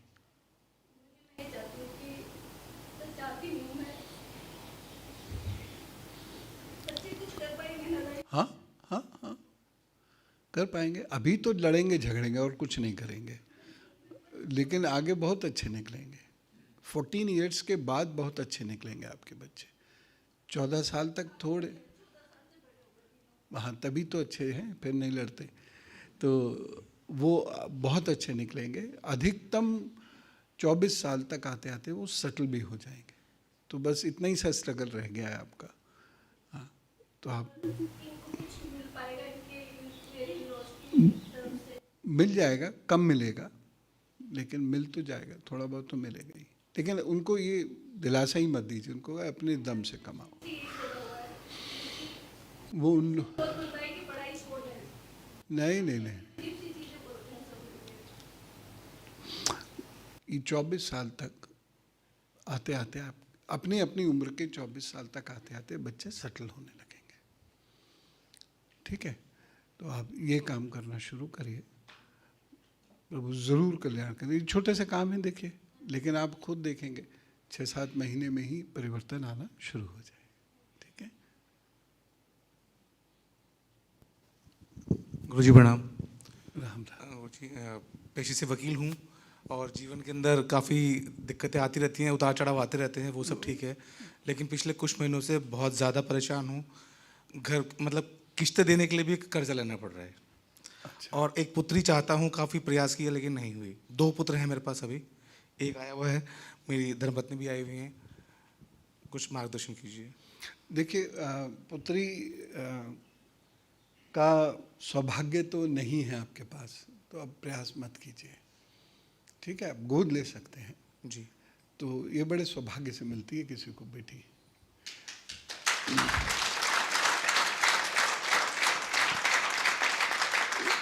वो थोड़ी सी दिक्कत रहेगी, वो आपके ख़ानदानी दिक्कत है, ठीक।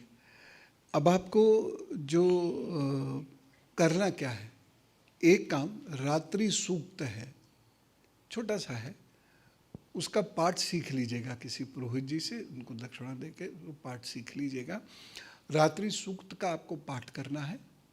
और शनिवार के दिन आप उड़द और सरसों के तेल का दान कर दें, और साल में 1-2 बार जूतों का दान कर दिया कीजिए।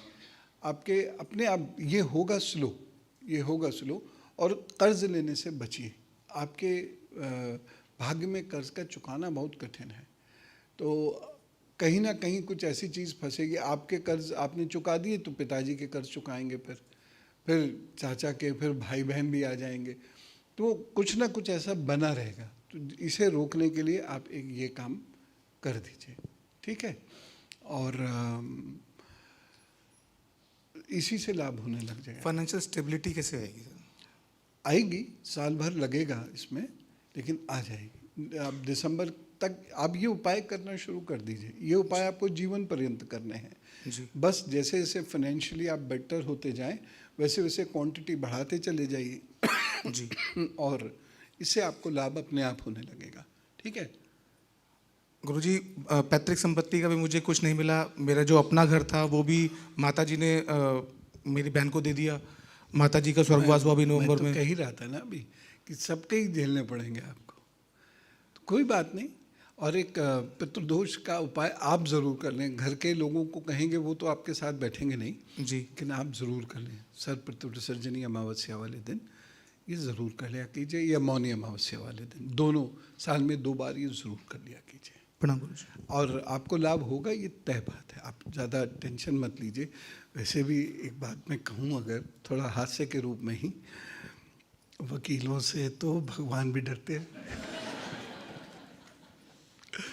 आप स्थान ग्रहण कीजिए, आप निश्चिंत रहिए, लाभ होगा। साल भर बाद आप बहुत हंसी खुशी आएंगे, और बेटा भी आपका विद्वान है और ये भी जीवन में अच्छा करेगा। वो तो वो बच्चे ही क्या जिन्होंने एक दूसरे घुसे न मारे, ये सिबलिंग्स हों और लड़े ना, ये कैसे संभव है? तो वो तो होना ही चाहिए, कपड़े फटते रहने चाहिए। लेकिन दोनों अच्छे निकलेंगे, आपका साथ देंगे, आपकी मदद करेंगे। मिसेस का स्वास्थ्य के लिए प्लीज एक बार बताइए सुधा। अरे वो अगली बार, उनका स्वास्थ्य बहुत परेशान कर रहा है। एक ही परिवार का समय सारा निकल गया तो दिक्कत हो जाएगी। 6:02 पे मैं ऊपर जाना है, ऊपर।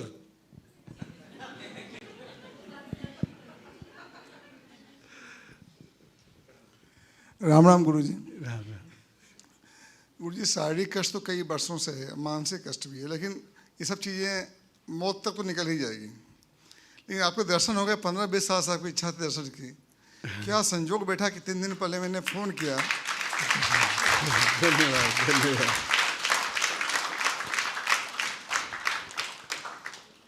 बस आशीर्वाद रखिए आप गुरुजी। खुश रहिए भैया, खुश रहिए, और मैया को याद करते रहिए, और जब समय मिले ऐसे आ जाए कीजिए। आपका घर ही तो है, भगवान का घर, हमारा घर, हम सबका अधिकार होता है उसमें। तो कभी कभी आप कहाँ रहते हैं? दिल्ली रहता हूँ, मैं रांची का हूँ। अच्छा अच्छा। और बैंक में नौकरी करता हूँ। अच्छा अच्छा अच्छा। तो जब कभी मौका मिले आ जाए कीजिए, ठीक है? और अपने आप सब ठीक होगा, ज़्यादा टेंशन मत लीजिए, और कोशिश कीजिए अधिक से अधिक आप हंसा करें, और थोड़ा सा कपूर सूंघा कीजिए, क्योंकि आपको थोड़ी शॉर्ट ब्रेथ की प्रॉब्लम होने लगी है, सांस टूट जाती है जल्दी, तो उससे क्रोध बहुत आता है, डिप्रेशन सा महसूस होता है। तो कपूर दिन में 10-20 बार सूंघ लिया कीजिए, ठीक है? और कृपा होगी, प्रभु ज़रूर ठीक करेंगे सब। प्रणाम गुरुजी। हाँ जी बेटी। 2015 में आपके पास आया था मैं। अच्छा। आपने ये कहा था डिप्लोमा करने के लिए। क्या करने के लिए? डिप्लोमा। अच्छा और सिविल में करने के लिए कहा था। अच्छा अच्छा। उसमें कुछ नहीं मिला मुझे। अच्छा अब मैंने 2021 में आईटी करी थी। अच्छा। अब बीटेक कंप्लीट होने वाली है, और 2022 में नौकरी छूटी, उसके बाद कुछ नहीं मिला अभी तक। मिलेगा वही सिविल से। वैसे फिर क्या करूं, नौकरी हो नहीं रही है। करो, नौकरी करो, अभी 2.5 साल तो कुछ और करो ही मत। भटका हुआ जीवन है ना, तो ये सबसे ज़्यादा प्रॉब्लम क्रिएट करता है। जीवन को भटकने मत दो कभी भी। और समस्या क्या है, आप 10 साल बाद आए हो, बीच में आते ना तो लाभ भी हो जाता। नहीं, मैं बीच में आता था। सत्संग में आए थे? नहीं, सत्संग में नहीं, तो मेरी मम्मी आती थी, बाकी पूजा वगैरह के लिए मैं आता रहता था मम्मी के साथ ही। वो ठीक है, वो भी अच्छा है, लेकिन आप सिविल में ही कोशिश करिए, वहाँ जॉब हो जाएगी। 2.5 साल काम सीखिए, उसके बाद फिर आगे बढ़ जाइए। तो गुरुजी अभी तो मैं आईटी लाइन में घुसा हुआ हूँ, आईटी की ही पढ़ाई करी है पूरी है मैंने आगे जाके। काम तो वही करोगे, ये कंफर्म्ड बता रहा हूँ। तो अभी जैसे मेरे फादर ने कंस्ट्रक्शन मटेरियल का काम खोल रखा है। आ गए देखिए आप उस लाइन पे। तो उन्हीं के पास जाके काम शुरू करूँ? बिल्कुल, उनके मैनेजर बन जाओ। तो काम तो अभी उनको बहुत छोटा है। अरे आप बड़ा कर लो।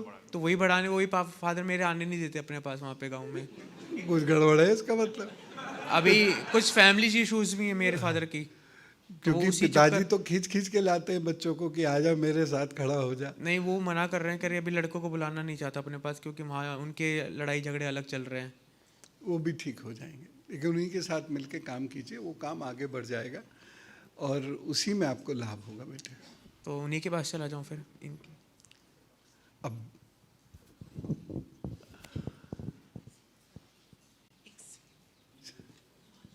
एक पुरुष एक स्त्री। Very good Vasu. गुरुजी राम राम। राम राम। कैसे हो आप? अच्छा हूँ। गुरुजी एक बात पूछनी है आपसे। हाँ।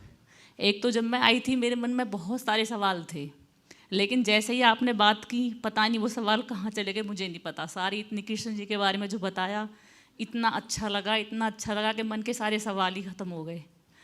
बस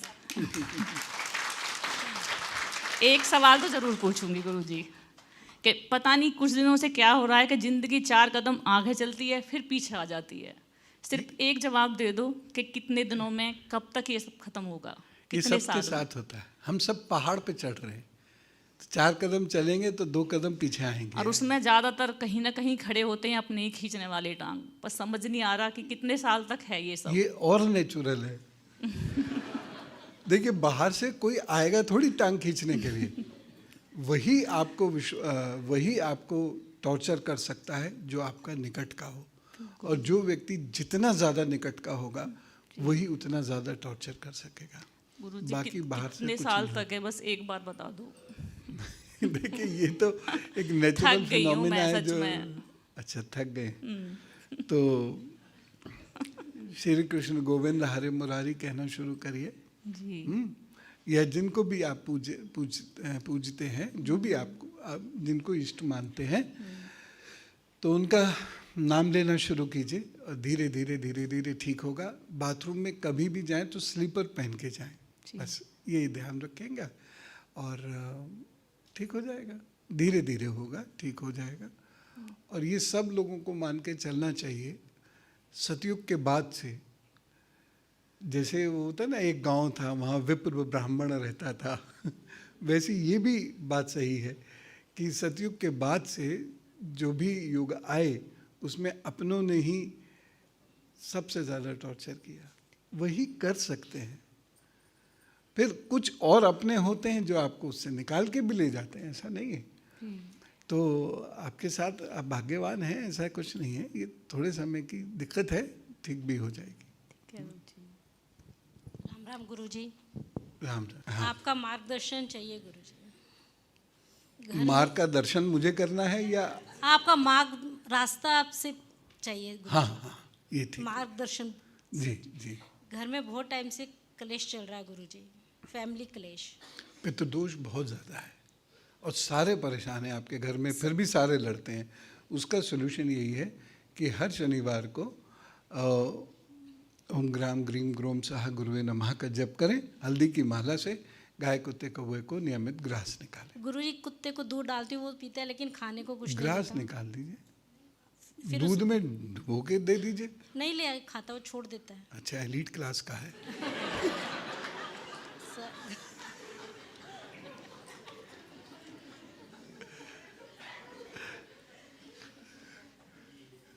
चीनी तो देनी नहीं चाहिए। नहीं गुरुजी, कुछ ऐसी चीज उसे पूछिए ना, क्या खाओगे भाई, तुमको क्या पसंद है। कह देते तो जरूर पूछते गुरुजी। चलो, तब तक दूध देते रहिए और प्लस उसका फेस ताड़ते रहिए कि इसे किस तरफ। कुत्ता दूध पीते पीते ऐसे ऐसे इशारे करता है, तो वो ताड़ के उसके बाद वो भी देना शुरू कर दीजिए। ब्रेड दे दीजिए दूध में, कुछ ना कुछ तो करिए। ठीक है नहीं तो पेडिग्री तो खा ही लेगा। ठीक है गुरुजी। पर अब इसका जल्दी सोल्यूशन, क्योंकि हस्बैंड बहुत ज़्यादा परेशान है इस चीज़ से। मैंने जो उपाय बताया ये आप सब लोग कीजिए, घर में जितने लोग हैं। गुरुजी, सिर्फ मैं अपने की जिम्मेदारी लेती हूँ, बाकी किसी का मैं नहीं कह सकती, क्योंकि करना मुझे है। किसी को मैं क्या बोलूँगी। आपका भविष्य तो अच्छा है।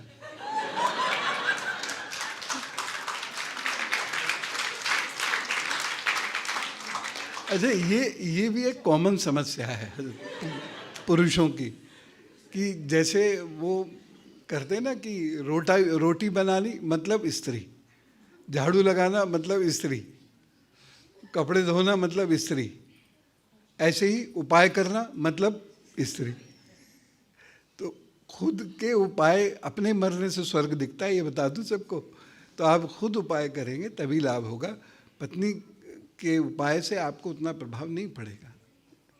ये उनको कहिए, फिलहाल आप शुरू कर दीजिए। धन्यवाद गुरुजी। राम राम गुरुजी। आप तो बहुत किस्मत वाले हैं, आप लेट भी आए और जल्दी माइक भी आ गया। और वो भैया उधर से हाथ उठा रहे जो शुरू से बैठे हुए हैं। अगली बार वासु भैया को दे देना उधर। हाँ, बोलिए।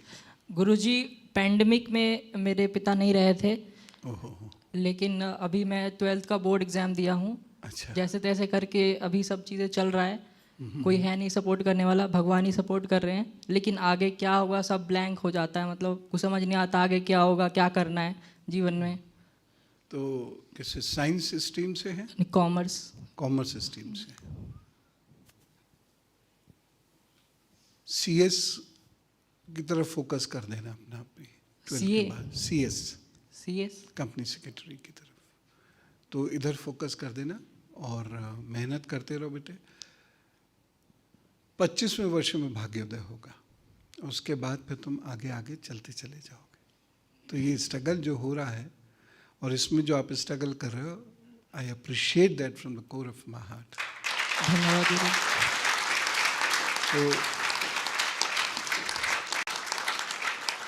जो हिम्मत नहीं हारता प्रभु उसका साथ देते हैं। तो आप बस बहुत ज़्यादा डिप्रेस्ड हो जाता हूँ, बहुत ज़्यादा। डिप्रेशन की जरूरत नहीं, हाँ लगता है कभी कभी, हम सब मनुष्य ब्लैंक हो जाता है सामने कि क्या होगा आगे। सीएस करो, सब ठीक होगा, ट्यूशन्स लो, ठीक है, और सब अपने आप ठीक हो जाएगा, होगा बिल्कुल निश्चिंत होगा, और आप बड़े अच्छे पोजीशन पे पहुंचेंगे। 25वें साल टिक लगा के रख दो। धन्यवाद गुरु जी। उपाय तो पूछा ही नहीं तुमने, मैं ऐसे ही बता देता हूँ। उपाय पूछने के लिए माइक थोड़ी चाहिए। एक तो सुबह आपको नंगे पांव घास पर टहलना है, ठीक, तुलसा जी की सेवा करनी है, और सोमवार को नारियल शिव जी को अर्पित करके वहीं बैठ के जप करना है। कहीं आसपास बैठ जाए, वहीं बिल्कुल बैठ जाएंगे तो लोगों को दिक्कत होगी, तो थोड़ा सा दूर बैठ के वहीं जप कर लीजिए ओम नमः शिवाय का। और ये रोज़ाना भी करेंगे तो आपका आपके इष्ट तो शिव ही हैं, आपको पता नहीं पता है कि नहीं है, लेकिन आपके शिव हैं। और शिव की जब आप पूजा करेंगे तो आपको अपने भीतर एक कॉन्फिडेंस सा महसूस होगा, एक अट्रैक्शन सा महसूस होगा। हाँ जी, हाँ। राम राम गुरु जी। ये तो तय है कि आपका आशीर्वाद है, अदरवाइज ये माइक मेरे पास नहीं आती। मैं 2 बार से कोशिश कर रहा था कि आपसे कुछ पूछूं। तो अभी ये है कि एक तो फाइनेंशियल स्टेबिलिटी वो आएगी या नहीं, कभी नहीं आएगी। दूसरी चीज़ ये है कि पिताजी की तरफ से ये था कि वापस घर आ जाओ, तो क्या मुझे घर की तरफ वापस बिल्कुल जाना नहीं, चाहिए? कभी गलती से मत पहुंच जाना। पहुंचे नहीं और झगड़े शुरू। अभी दूर है ना तो सब बहुत अच्छा लग रहा है, ये तो है, ये तो लगता है। जहां पास बैठे वो झगड़ा शुरू हो जाएगा। तो आप दूर से उन्हें सपोर्ट कीजिए। फाइनेंशियल स्टेबिलिटी नहीं आएगी, किसी महीने 10 रुपए कमाएंगे, किसी महीने 100 रुपए कमाएंगे। यही चल रहा है। तो अब जो टोटल खाता होगा उसमें आप अपना बैलेंस बना के देखिए, मंथली मत देखिए जी। लेकिन आपके पास किसी चीज़ की कमी नहीं होगी। हाँ, वो नहीं हुई कभी भी। तो कोई भी काम मेरा रुका नहीं, लेकिन फाइनेंशियल स्टेबिलिटी नहीं आई कभी। वो स्टेबिलिटी की कोशिश भी मत कीजिए जी, ठीक है ना। तो आप आराम से जिए, खूब जम के काम करें, लाभ होगा। और जॉब करना चाहिए या बिजनेस की तरफ ध्यान अभी देना चाहिए? देखिए नवंबर तक तो अभी जॉब कीजिए, उसके बाद बिजनेस का सोचना शुरू कीजिए। जी। लेकिन बिजनेस कीजिएगा 27-28 में, अच्छा चलेगा। नहीं तो तब तक स्ट्रगल बहुत हो जाएगा, फिर दिक्कत होगी। इस स्ट्रगल में कुछ उपाय गुरु जी?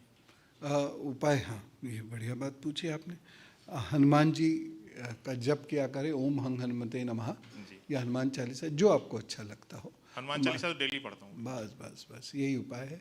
इसलिए आप कभी सड़क पर नहीं आए, क्योंकि हनुमान जी से आपका रिश्ता बना रहा। तो नहीं तो दिक्कत ज़्यादा होती है, एक्सीडेंट भी होता, उसमें चोटें बहुत लगती हैं। एक्सीडेंट हुआ गुरुजी 2006 में हुआ था। जी, हनुमान जी बहुत से मेजर रिश्ता था एक्सीडेंट ना, हुआ था। हनुमान जी से रिश्ता था, बच आए, नहीं तो हाथ पैर हो गए होते नहीं, बराबर। उसमें तो 32 फ्रैक्चर हुए थे सर शरीर में, तो वो परेशानी थी, बट हनुमान जी कृपा करेंगे, बस राम राम। आप उन्हीं को पकड़े रहो।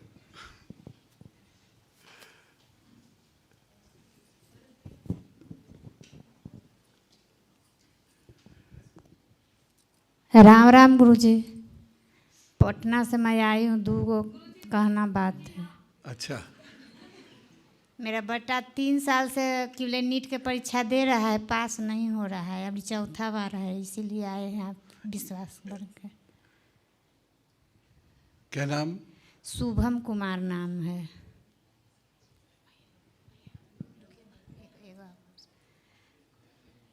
देखिए अच्छा समय तो अब शुरू हो जाएगा उनका अप्रैल से, लेकिन मेरा पति जो है ना बहुत रोटी। अरे पहले बेटे का सुन लो, अच्छा। पति के बाद देवर जेठ भी आएंगे। आप ही हैं इनके? हाँ, अच्छा अच्छा, तो कहिए ना उनके बेटे हैं।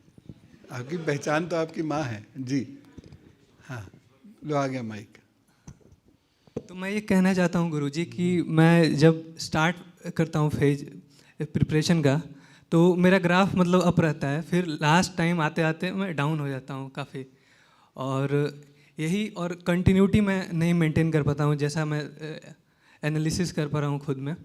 और एक और चीज़ है कि मेरे ईस्ट कौन है, और दूसरी जो बात है, मेरे को थोड़ा रिसर्च ओरिएंटेड चीज़ें पसंद है। एंड मैं थोड़ा जैसे कि what is the fundamental basis of livingness, क्या है मतलब ये सब चीज़, फिर मेरे को लगता है ये सब फालतू बस दिमाग का झोल है, ये मतलब मेरे लिए नहीं है। मतलब नॉर्मल जो मतलब ऑफ ट्रैक हो जाता हूँ कभी कभी चीज़ों से। देखो, दो तीन चीज़ें हैं। अपना शेड्यूल बना के आप पढ़ेंगे ना, और थोड़ा थोड़ा टाइम एंटरटेनमेंट के लिए भी निकालिए, खेलने के लिए निकालिए, तो कभी भी ऑफ ट्रैक नहीं होंगे। हमारे साथ प्रॉब्लम क्या, हम पढ़ने बैठ गए तो अब पढ़ ही जा रहे हैं, पढ़ ही जा रहे हैं, पढ़ ही जा रहे हैं। हंसने का समय ही नहीं है, नाचने का समय नहीं है, गाने का समय ही नहीं है। तो दिमाग हमारा एक समय पे आके बर्स्ट हो जाता है, और वो हमसे कहता है यार कहाँ फंसा दिया तूने मुझे, अभी नाचना है, अभी खेलना है, अभी बढ़िया सा कुछ खाना है। ठीक, तो अपने आप को उस शेड्यूल से बांधने की कोशिश करो। ठीक, मैं नीट का तो नहीं कह सकता, इनके ऐसे कोई सीधे से साइन नहीं मिल रहे हैं, लेकिन ये ज़िंदगी में अच्छा करेंगे और 2.5 वर्ष के अंदर अंदर करेंगे, ये तय है। गुरुजी किस फील्ड में मतलब जाना चाहिए मेरे को? ऐसा कभी कभी लगता है कि मैं मतलब बायो लेके अपने ऑफ ट्रैक हो गया हूँ। जैसे मुझे शुरू से मैथ्स में इंटरेस्ट था, लेकिन मैं बाद में मतलब बायो ले लिया, तो मुझे हमेशा दुख रहता है कि मतलब मैंने मैथ्स क्यों छोड़ दिया। मतलब अभी कोई दुख की बात नहीं है, ग्रेजुएशन करते रहिए और उसके बाद टीचिंग में आइए। टीचिंग, अच्छा गुरुजी। मेरे ईस्ट कौन है गुरुजी? और माँ काली की उपासना करो। धन्यवाद गुरुजी। आपको कुलदेवी पता है? नहीं पता? तो आप ये करो। अच्छा, और कोई उपाय जो अभी कर सकते हो? तो उनकी आराधना करो और शेड्यूलिंग अपनी अच्छे से करो। ठीक है, अच्छा सा शेड्यूल बना लो। और अगर घर में कोई चांदी का छोटा सा ग्लास हो या चांदी का कोई सिक्का विक्का हो, उसे पानी में डाल के छोड़ दो, सुबह सुबह उस पानी को पी लिया करो। ठीक है, धन्यवाद गुरुजी। खुश रहो बेटे। अभी बैठिए, अभी बैठिए। नहीं पता तो नहीं पता, कोई बात नहीं, वो जब आएंगे तो बताऊंगा। तो बताइए ना। देखिए, जादू से आप आ गया यहाँ पे।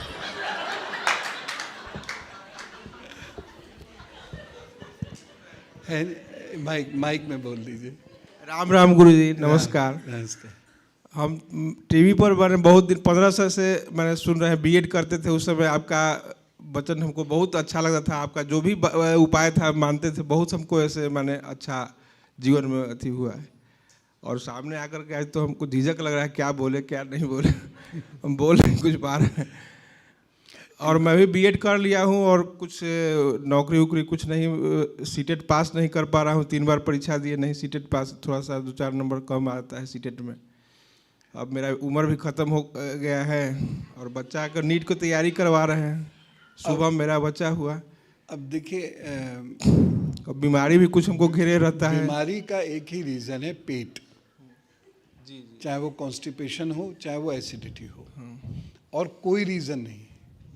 तो आप वहाँ कोई आयुर्वेदिक इलाज कराइएगा, भारतीय पद्धति से, नेचुरोथेरेपी से इलाज करा लीजिएगा पेट का। जी जी, बस वही आपकी बीमारी, और कोई दूसरी बीमारी जीवा। अरे बोलने तो दीजिए ना हमको। जी ठीक है, तो ये चीज़ है ना, बस ये आप कीजिए। ठीक। और दूसरी चीज़ ये पितरी है- लोग हमको बहुत आते हैं, हमेशा रोज स्वप्न में आते हैं। और गया में भी पिंडदान कर दिया हूँ, और कुछ अकाल मौत हो गया था मैंने मेरे माता पिता दोनों लोगों को, कम ही मैंने उम्र में 60-50 बड़ी समस्याएं हैं। हमेशा वो स्वप्न में आते रहते हैं, हम लगता है कि उत्तर भी हमेशा तो सुनिए मार्गदर्शन ना। कर रहे हैं। और अब उत्तर सुन लीजिए, माइक अब उत्तर सुनिए। देखिए, पितर आ रहे हैं तो आने दीजिए, उनका घर है, उनके आप हैं, अच्छी बात है, वो आ रहे हैं, बढ़िया है, इसे डरना कैसा, और इससे कोई बुरा भी नहीं हो रहा, तो आने दीजिए उन्हें, ठीक है ना। अब आप क्या कीजिए, थोड़ा सा एक दो उपाय कर लीजिए। एक तो रुद्राक्ष की माला आप ज़रूर पहनिएगा, ठीक है।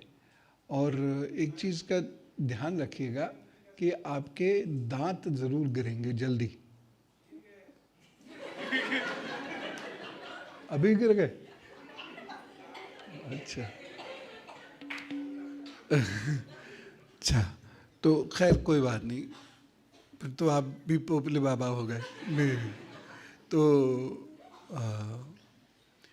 थोड़ा सा ध्यान रखिएगा। और एक रुद्राक्षी माला एक तो पहनने के लिए मैंने बोला आपको, जो मिल जाए, और छोटे दाने की पहने, और रोज़ाना बैठकर आप ओम दुम दुर्गाय नमः का जप करेंगे सुबह सूर्योदय के समय पे, ओम दुम दुर्गाय नमः, और उसके लिए एक माला अलग से कर लीजिए कोई भी, ठीक। तो ये दो काम आप करना शुरू करिए।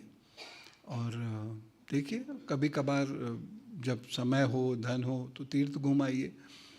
और एक अच्छा कोचिंग सेंटर कैसे बनाया जाए, इस पर थोड़ी चिंतन शुरू कीजिए। नहीं, ये मंत्र का जप नहीं किए होंगे ना आप। ओम दुम दुर्गाय नमः, बस ये कीजिए। हाँ, मैया कल्याण करेंगे। और बड़े तसल्ली से डूब के ये कीजिए। और आपको कहीं से देखे कोई संपत्ति आदि में मदद नहीं मिलेगी, इसलिए उसका बहुत ज़्यादा ध्यान भी मत रखिएगा। शुभम अच्छा कर लेगा जीवन में, उसको मैंने बता दिया, वो अच्छा कर 25 तक हो जाएगा ना। अब बहनिया क्या बताएं तुमको,